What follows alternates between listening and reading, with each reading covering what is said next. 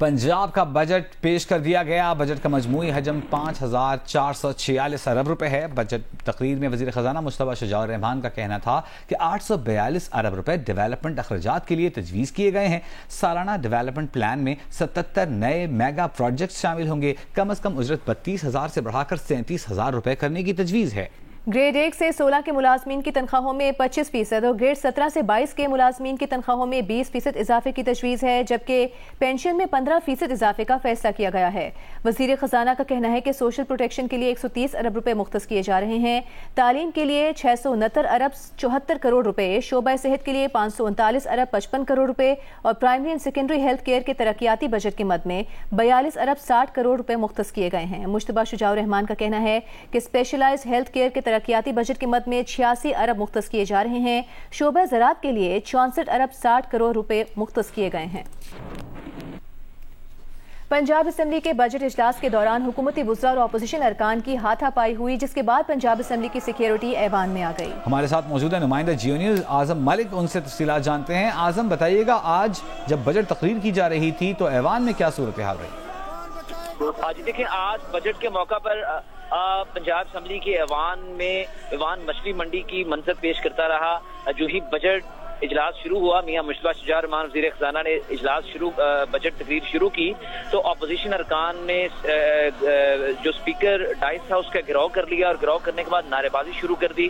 इस वक्त जब वो नारेबाजी और स्पीकर डाइस का घेराव कर रहे थे तो वज़ीर आला पंजाब मरियम नवाज शरीफ भी ऐवान के अंदर मौजूद थी। उन्होंने बजट की कापियां फाड़ दी, बजट नामंजूर के नारे लगाए और कहा कि उनके जो कैदी, जो उनके लोग इस वक्त जेलों में हैं, उनको रहा किया जाए। उनको कहा कि ये दोस्त जो बजट है वो अवाम दोस्त नहीं।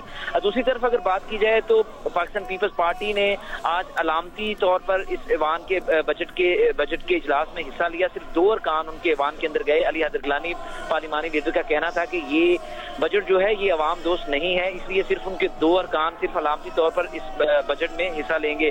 आप स्क्रीन पर देख सकते हैं कि जिस वक्त ये बजट तकरीर जारी थी, मियां मुस्तफा शुजाउर रहमान बजट तकरीर कर रहे थे, तो उसी वक्त ऐवान के अंदर सुहेब बर्क जो कम्युनिकेशन वर्क के मिनिस्टर हैं वो आगे आए और अपोजिशन अरकान को ये कहने लगे कि वो अपनी सीटों पर बैठ जाएं।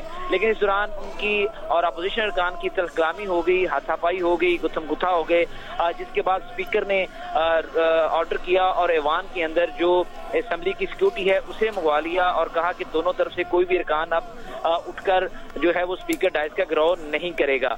तो आज जो था पंजाब का बहुत शुक्रिया आजम मलिक आपका। और इसी मामले के पस मंजर में पाकिस्तान पीपल्स पार्टी और नून लीग के दरमियान मुज़ाकरात का दूसरा दौर खत्म हो गया। मुज़ाकरात के बाद चेयरमैन सेनेट सैयद यूसुफ रजा गिलानी का कहना था कि बातचीत हुई है, लेकिन एक नशिस्त में बात मुकम्मल नहीं हो सकती। ऐसे भी कुछ इशूज़ हैं जिनका ताल्लुक वज़ीर आज़म से है, कुछ इशूज़ ऐसे हैं जिनका ताल्लुक वज़ीर आला से है। यूसुफ रजा गिलानी का कहना था कि चाहते हैं जो तहरीरी मामला तय हुए हैं वो पूरे हो जाएं, जो बजट बन रहा है उस पर पीपल्स पार्टी की राय ली जाए। उनका मजीद कहना था कि सिर्फ बजट का मामला नहीं, पहले भी कहा था कि हमें पंजाब में स्पेस चाहिए। कुछ निकात पर अमल हो गया है और कुछ पर रह गया है। कुछ ऐसे भी इशूज हैं जो रिलेटेड टू प्राइम मिनिस्टर हैं, कुछ रिलेटेड टू चीफ मिनिस्टर हैं, तो इसलिए उनकी इन्वॉल्वमेंट भी है, तो उसकी स्ट्रेटेजी बनाए। पहले दिन मुज़ाकरात हुए थे, दैट वाज इन राइटिंग। जो इन राइटिंग हमारे मामलात हैं, हम सिर्फ चाहते हैं उनको इम्प्लीमेंट हो जाए। हम ये कह रहे हैं कि बजट जो बन रहा है उस पे हमें भी हमारी राय भी दी जाए। जैसे मैंने पहले भी कहा था, we need a space in Punjab, तो उस स्पेस को क्रिएट करने के लिए वो एटमॉस्फेयर बनना ज़रूरी है। अभी आपको बताएंगे, क्राउन प्रोसिक्यूशन सर्विस ने नवाज शरीफ के गार्ड फरीद निमोची पर थूकने का संगीन जुर्म का केस खारिज कर दिया है। तफसीलात जानेंगे नुमाइंदा जियो न्यूज़ मुर्तज़ा अली शाह लंदन से हमें ज्वाइन कर रहे हैं। जी मुर्तज़ा, बताइएगा।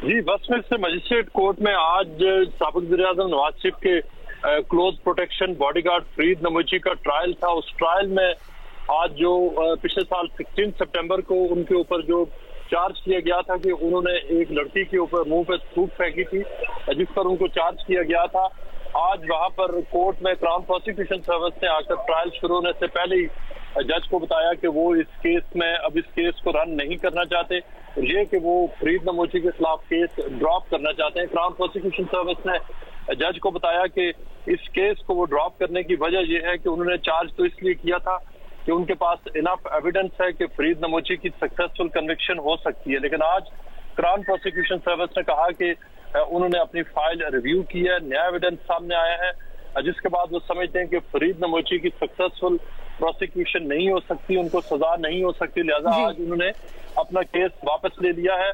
और इस तरह अगर आज ट्रायल के बाद अगर फरीद नमूची गिल्टी हो जाते तो उनको कम से कम 2 साल तक उनको जेल हो सकती थी। लेकिन अब ये केस खारिज कर दिया गया है। बहुत शुक्रिया आपका मुर्तजा इस तफसील के लिए।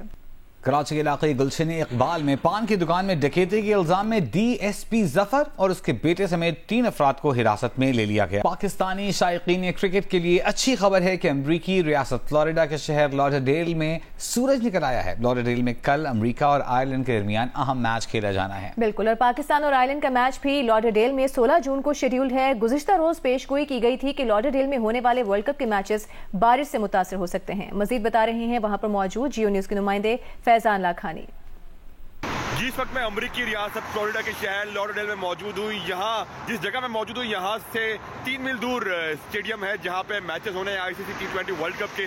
अच्छी खबर यह है कि मुसलसल बारिशों के बाद आज यहाँ सूरज निकल आया है, बादलों की ओर से सूरज चमक रहा है। कहीं कहीं बादल जरूर मौजूद है बट सनशाइन आ चुकी है। सड़क इस वक्त यहाँ पे साफ है। जो बारिश की मजीद बारिशों की फोरकास्ट है जो कल तक 95% थी वो अब कम होके 70% तक आ चुकी है और गो के बारिश की फोरकास्ट मौजूद है लेकिन उसकी परसेंटेज कम आ चुकी है। कहीं कहीं से बादल छट चुके हैं, कहीं कहीं से अगर मैं दिखा सकूँ तो यहाँ से इस तरफ से आपको आसमान साफ भी नजर आ रहा होगा। मेरे पस मंजर में जरूर बादल मौजूद है लेकिन दूसरी जानिब सूरज निकल चुका है। तो एक अच्छी खबर यह है कि यहाँ पे मौसम धीरे धीरे अब बेहतर होने लगा है। जुम्मे को यहाँ पे आयरलैंड और अमेरिका का मैच होना है और पाकिस्तान की नजरें उस मैच पे होगी। अगर वो मैच वॉश आउट हो गया तो फिर पाकिस्तान सुपर 8 की दौड़ से बाहर हो जाएगा। फिर यही इतवार को पाकिस्तान का भी मैच होना है।